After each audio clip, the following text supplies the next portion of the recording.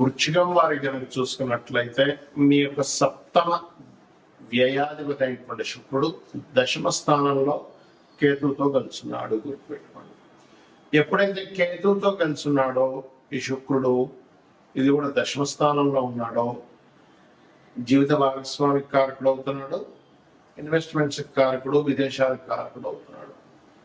దీనివల్ల మీకు కలిగే ఫలితాలు ఏమిటి, ఏ దేవత ఆరాధన చేయాలి, ఎటువంటి విషయాల పట్ల మీ జాగ్రత్త వహించాలి అనేటువంటి అంశాలు చెప్తుంది నేనైనప్పటికీ చెప్పిస్తుంది సాక్షాత్ లలిత అమ్మవారిగా భావిస్తూ ఆ లలితాంబిక అమ్మవారి యొక్క అనుగ్రహం మీకు పరిపూర్ణంగా కలగాలని మనస్ఫూర్తిగా కోరుకుంటూ, ఇక్కడ ఎప్పుడైతే ఈ సప్తమ వ్యయాధిపతి దశమ స్థానంలో ఉన్నాడో ఇది ఇచ్చేటువంటి రిజల్ట్ ఏమిటి అని చెప్పి చూసుకున్నట్లయితే వివాహము, వివాహ జీవితం ఈ రెండింటినీ రూల్ చేస్తూ ఉంటుంది. సప్తమ వ్యయాలంటే అది కూడా శుక్రుడికి వచ్చినటువంటి కారణం. శుక్రుడు సహజంగానే వివాహానికి కారకుడు కాబట్టి వివాహ సంబంధించిన విషయంలో జూలై 5వ తేదీ నుంచి ఆగస్టు 1వ తేదీ వరకు ఎట్టి పరిస్థితుల్లో వివాహ నిర్ణయాలు తీసుకోకండి. ఒకటి, ఆల్రెడీ వివాహం అయిపోయిందండి అన్నప్పుడు కొన్ని సందర్భాల్లో కొన్నిసార్లు వాళ్ళ జాతకంలో ఇబ్బంది లేని ఈ కాంబినేషన్స్ వాళ్ళ పర్సనల్ చార్ట్ లో ఉన్నప్పుడు ఏమవుతుందంటే ఈ వివాహ సంబంధించినటువంటి అంశంలో పర్టికులర్గా ఒక్కొక్కసారి దాని జాబ్ రీత్యా వేరే ప్రాంతానికి వెళ్ళడము, జాబ్ మారడం, ఎందుకంటే దశమ స్థానంలో శుక్రకేతులు ఉన్నారు కదా, ఉద్యోగం మార్పు అనేటువంటిది చాలా బలంగా చూపిస్తుంది ఇక్కడ. కాబట్టి ఉద్యోగం మార్పు అనేటువంటిది జరగనుంది ఈ శుక్రకేతువుల కలయిక దశమంలో ఉండడం వల్ల. కాబట్టి ఉద్యోగ వ్యవహారాల విషయంలో తొందరపాటు నిర్ణయాలు తీసుకోకండి. లేదంటే నా ప్రమేయం లేకుండా జాబ్ పోతుంది, ఏంటో పరిస్థితి అర్థం కావట్లేదు అనుకునేటువంటి వారు ఓం మాణిక్య మకుటాకార జానుద్వయ విరాజితాయే నమః అనే మంత్రం చేయండి. రోజు 45 నిమిషాలు చేయండి. శుక్రకేతు గ్రహాల దగ్గర దీపారాధన చేయండి. వీలైతే ఉలవలు, బొబ్బర్లు దానంగా ఇవ్వండి. నవగ్రహాల్లో ముఖ్యంగా శుక్రకేతు దగ్గర దీపం వెలిగించండి. అదేవిధంగా రావి చెట్టు దగ్గరికి వెళ్ళి అక్కడ పసుపు, కుంకుమ, గంధం కలిపిన వాటితోని అభిషేకం చేయడము, వర్చుకు ప్రదక్షిణం చేయడం చేయండి. అన్ని విధాలా మీకు బాగుంటుంది. ఈ శుక్రకేతువుల యొక్క కలయిక కనుక మీ జన్మజాతకంలో ఎక్కడుంటే అలాంటి ఫలితాలు ఉంటాయనేటువంటిది ఉంటుంది. అయితే ఇక్కడ మీరు అర్థం చేసుకోవాల్సింది ఏంటంటే పాయింట్ నెంబర్ 1, శుక్రుడు కేతు క్లోజ్ కంజంక్షన్ లో ఉన్నారా, దూరంగా ఉన్నారా అంటే ప్రతి రాశికి 1 నుంచి 30 డిగ్రీలు ఉంటాయి. ఇది ఎక్కడో 30 డిగ్రీల్లో, ఇది ఎక్కడో 1 డిగ్రీలో ఉంటే దాని కంజంక్షన్ దాని మీద కంజంక్షన్ గా తీసుకోండి. కనీసం 10 డిగ్రీల లోపలైనా ఉండాలి, లేకపోతే ఏక నక్షత్రంలో ఉండాలి. అంటే అలాగా మీకు అశ్విని నక్షత్రం ఉంది ఉదాహరణకి, 13.20 డిగ్రీల అశ్విని నక్షత్రం ఒకే నక్షత్రంలో ఉన్నా కొంత ఎఫెక్ట్ ఉంటుంది. కానీ మీకు డిఫరెంట్ నక్షత్రాలు ఉన్నప్పుడు దాని ప్రభావం తగ్గుతుంది, గుర్తుపెట్టుకోండి. రైట్. అయితే ఇక్కడ మీకు ఎప్పుడైనా సరే శుక్రకేతులు ఉంది అనగానే వెంటనే వాళ్ళ ధనహీనత వస్తుంది, లేకపోతే వెంటనే వాళ్ళకి వివాహం అవ్వదు, స్పర్మ్ కౌంట్ తక్కువ ఉంటుంది, లేకపోతే స్త్రీలతో గొడవలు అవుతాయి, ఇలా వెంటనే డెసిషన్ తీసుకోకూడదు.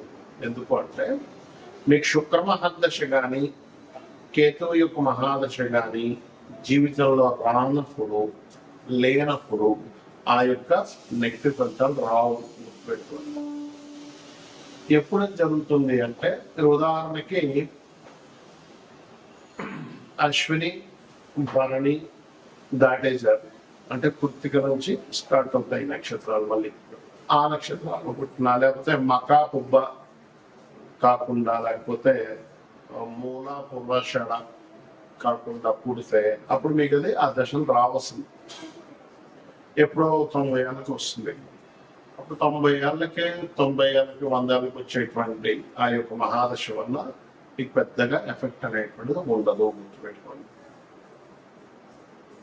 కాబట్టి ఈ యొక్క విషయం చూసుకోవాలి. సరే, క్లోజ్ కంజంక్షన్ లో ఉందండి, మాకు ఆ మహాదశలు కూడా వచ్చాయి, ఏమిటి పరిస్థితి? ఇక్కడ మీకు లగ్నం నుంచి 12 భావాల్లో క్లోజ్ కంజంక్షన్ లో ఉంటే ఈ ఫలితం వస్తుంది, ఆ మహాదశ అంతర్దశలు వస్తాయి.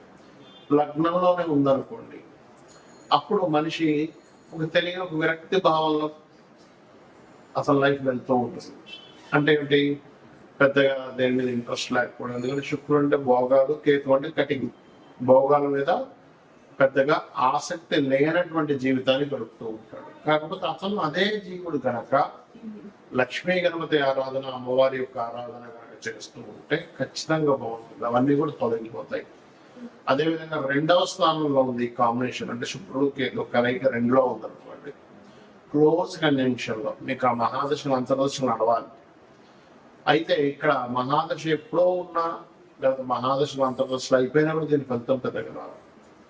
ఉన్నప్పుడు మీకు ధనస్థానంలో ఉంది కాబట్టి ధన విషయంలో ఆ యొక్క పర్టికులర్ ఇయర్స్ లో, ఆ యొక్క సమయాల్లో ధనం ఎవరికైనా ఇచ్చేటప్పుడు కానీ తీసుకునేటప్పుడు కానీ చాలా జాగ్రత్తగా ఉండాలి. కుటుంబ సభ్యులలో స్త్రీలతో కొద్దిగా జాగ్రత్తగా వహించాలంటే వాళ్ళతో మాట్లాడేటప్పుడు ఏదైనా సరే కాస్త ఈ యొక్క విషయాల పట్ల జాగ్రత్త వహించాలి. ఇక 3వ భావంలో ఉందనుకోండి శుభకేతు క్లోజ్ కంజంక్షన్ లో మహాదశ అంతర్దశ నడిచేటప్పుడు మీరు సిబ్లింగ్స్ తో లేదా మధ్యవర్తిత్వంగా ధనం ఇచ్చే విషయంలో ఒక్కోసారి మీడియేటింగ్ చేస్తూ ఉంటారు. అటువంటి విషయాల పట్ల ఇబ్బంది వస్తుంది, గుర్తుపెట్టుకోండి. అలాగే 4వ భావంలో ఉంది, ఆ సమయంలో మీరు వాహనం కానీ గృహం కానీ కొనుక్కోకూడదు, మీ పేరు మీద కొనకూడదు. సర్వసాధారణంగా కేతువు 4లో శుక్రుడితో ఉంటే వీళ్ళ పేరు మీద అసలు సైకిల్ కూడా ఉండకూడదని చెప్తారు ఏదైతే. ఎందుకంటే వాహనము గృహము వచ్చినప్పటి నుంచి వీళ్ళ కష్టాలు ప్రారంభమవుతాయి, మళ్ళీ అవి అమ్మేసేదాకా కష్టాలు. కాకపోతే వీళ్ళు ఎవరైనా వీళ్ళ జీవితంలో వీళ్ళ తాతముత్తాలు కదా ఇతనే కానీ అమ్మవారి ఆలయాన్ని కనుక కట్టించినట్లయితే ఆ దోషం వీళ్ళకి వర్తించదు. ఎందుకంటే అది ఆరోపణ యోగంగా మారింది. కొన్ని పనులు మనం చేసే కూడా యోగంగా మారుతాయి, కొన్నిసార్లు దోషంగా మారుతూ ఉంటాయి. పంచమంలో ఉన్నాడు, ఉదాహరణకి ప్రేమ వ్యవహారాల విషయంలో జాగ్రత్తగా ఉండాలి. అంటే లవ్ అఫేర్ వల్లే వీళ్ళ మనసంతా పాడడం కానీ వీళ్ళకి డిస్టర్బెన్సెస్ అవ్వడం కానీ జరుగుతూ ఉంటుంది. షష్టమంలో ఉన్నాడు అనుకుంటే శత్రువు స్త్రీ మూలకంగా శత్రుత్వం ఏర్పడుతూ ఉంటుంది. సర్వసాధారణంగా శుక్రుడు 6లో ఉన్నా స్త్రీ మూలకంగా శత్రువు ఏర్పడుతూ ఉంటుంది. కాకపోతే కేతువుతో ఉన్నప్పుడు మరింత ఎక్కువ ప్రభావం చూపిస్తూ ఉంటుంది. దీన్ని ఒక రకమైన సర్పదోషం కూడా అంటూ ఉంటారు. దీనికి మీరు మన రావి చెట్టు కింద ఉండేటువంటి శుక్రకేతు గ్రహాల దగ్గర, అంటే శుక్రకేతు గ్రహాల దగ్గర దీపారాధన, రావి చెట్టు కింద ఉండేటువంటి సర్పాలకి పసుపు కుంకుమ గంధం కలిపిన వాటనే కలిపి వేయడం కూడా మంచిది.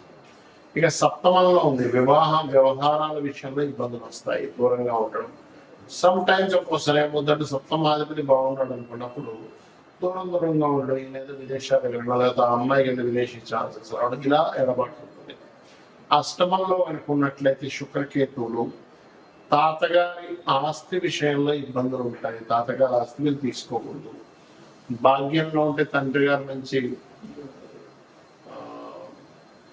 భక్తి మార్గంలో వెళ్ళడం జరుగుతూ ఉంటుంది, లేదా తండ్రి గారితో అప్పుడప్పుడు ఎడబాటు ఉండడం జరుగుతుంది, లేదా తండ్రి గారికి కొన్ని మ్యాటల్ ఇష్యూస్ జరిగి ఉంటాయి, ఇలాంటివి జరుగుతుంటాయి. దశమంలో ఉంటే చేసే ఉద్యోగంలోనే ఏదైనా శ్రీమూర్తితో ఇబ్బంది రావడము, ఏకాదశంలో ఉంటే కొంత ఫ్యాషన్ రిలేటెడ్ సంబంధించిన వ్యాపారాల వల్ల ఇబ్బంది రావడము, 12వ స్థానంలో ఉంటే తండ్రి గారి ఆస్తి తీసుకోకూడదు. ఇక్కడ అష్టమంలో ఉండే తంత్రిగారి ఆస్తి, 12లో ఉంటే తండ్రి గారి ఆస్తి విషయంలో దోషం ఉండడం, లేదా ఆగ్నేయ దోషాలు ఉండవు. సర్వసాధారణంగా వాస్తుపరంగా కూడా చూసుకుంటే ఆగ్నేయ సంబంధించిన దోషాలు ఉంటాయి. అయితే ఇది ఎవరికైనా కూడా ఈ కలయిక ఉన్నప్పుడు శుక్రకేతు గ్రహాల దగ్గర దీపారాధన చేయడము, లక్ష్మీ గణపతి ఆరాధన చేయడము చేసినట్లయితే ఖచ్చితంగా ఆ యొక్క దోషం అనేటువంటిది పరిపూర్ణంగా తగ్గుతుంది. శ్రీమాత్రే.